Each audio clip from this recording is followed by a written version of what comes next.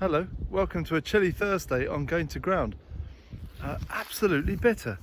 So before my fingers freeze off, I'm going to post here. Sorry to be filming a bit late in the day. It's my birthday today. So I had, I rose with the family today and had a cup of tea in bed and a nice breakfast. So that's why I didn't post earlier today. But having finished the meetings for the day, I've dashed out to the Westwards, and it is just about sunset, and the colours, look at the colours of that woodland. I think that is the tones, rust and grey and pale green. And guess what, I came back to the same spot I filmed yesterday because there I was going on about stability in place, and I hope in a mildly diverting way. And at the same time, I'd stumbled upon the Wansdyke. Can you get a sense of that? You can probably see the bank up both sides, and then over the path on that side where the tree has fallen across, it continues.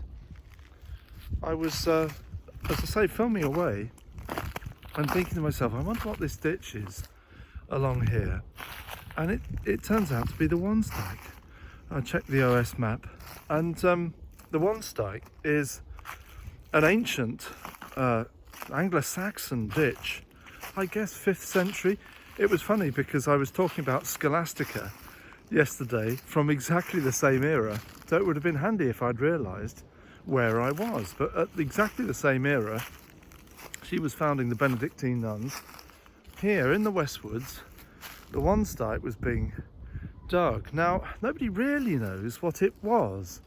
Defensive ditch, probably, and it extended right across the southwest of England, and it's thought it's probably the boundary between two Anglo-Saxon kingdoms, or a Romano-British boundary with Saxon kingdoms, or a British. It would have been an ancient British kingdom from the time of the Roman occupation. But nobody's really sure what it is. But it's really long, and bits of it, some really clearly evident parts of it are in the Wiltshire landscape, and I've seen some of it in the Pewsey Vale, and I hadn't realised. I knew that the Wansdyke path bordered the Westwards, but I hadn't realised it was so visible here. Let me see if I can just go down into it again. So that's really exciting, and it would have been so much steeper. Oh, here we go.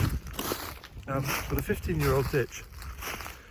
And I thought I'd just read, I know my fingers are dropping off with the cold, but I thought I'd read, given it's my birthday and conscious of slightly advancing years, I thought I'd read to you a little bit from this wonderful book, appropriate in all sorts of ways, by Ronald Blythe, The View in Winter, which is a beautiful book about aging, written about 45 years ago by the masterful, well, he's Ronald Blythe, as you may know, was a landscape writer. You might, all sorts of things he wrote about. History of the English village. Some of you know Aikenfield, his classic work. And Christian, of course, and wrote about all sorts of subjects, journalist too. Anyway, here he's interviewing different people about the experience of aging. And if I can just turn to it, there's a lovely passage here about where he interviews an elderly farmer who just loves to get on the move, and I thought it was a very placey piece of writing, so I thought I'd finish by reading it. This bit's called Better to Travel, the Farmer, age 77. I don't find retirement difficult, not really. I was farming and I wouldn't have retired in the ordinary way, but then I was so ill I practically had to. Otherwise I'd have gone on and on for years and years. Perhaps longer than I should have done, making things more difficult than was necessary. So, yes and no. The only retirement feeling I have is one of relief. I feel that I can go off whenever and wherever I like and be independent. I like to be out. I like to be away, away, away. Or just gardening, here, there and everywhere. That's me. I don't stay in, I get out. I'm always out. I like to be out. Being out keeps me free, so I'm out whenever I can. I feel I'll live if I'm out.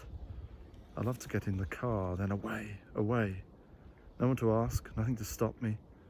When I was a lad, I used to do a lot of bareback riding. I had my donkeys and my ponies and a galloping horse. I would jump bareback onto a horse in the evening and ride flat under the trees so that I missed the boughs, on and on. Lord knows where I was going, but on and on, galloping on. I've always liked some form of transport. I went in my first car when I was 4. It was one of those beautiful old-fashioned things that were rather like a tub cart, with seats in front for the driver, which were turned out at the turn of the century. How they lasted.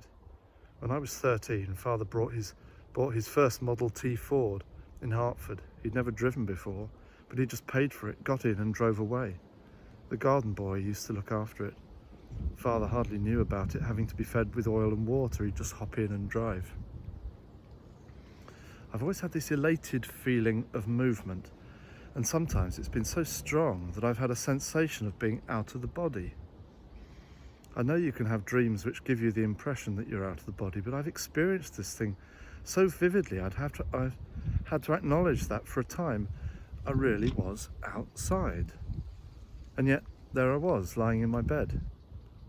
These experiences weren't frightening to me in the least. They stand out hard in my memory, too hard for dreams.